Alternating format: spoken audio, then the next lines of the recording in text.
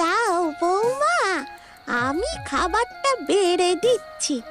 গরম গরম ফেনা ভাত আর শাক সেদ্ধ। আবার ফেনা ভাত আর শাক সেদ্ধ? না না, কিছুতেই আমি খাবো না। আচ্ছা, তোকে একটা ডিম ভেজে দি তাহলে। ডিম ভাজা?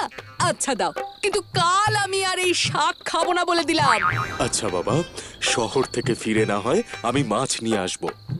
বুড়ির তো অনেক পয়সা, দেখি বুড়িকে বাগিয়ে কিছু পাই কিনা। ও ঠান্দিদা, সোনা ঠান্দিদা, তুমি খুব ভালো জানো। বাবা, তোর কি হলো রে বলাই?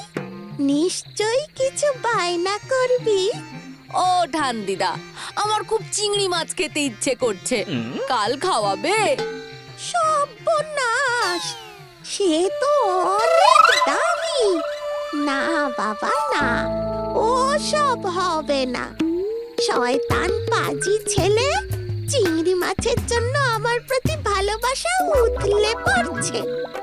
বুড়ির থেকে চিংড়ি মাছ আদায় তো আমি করবই।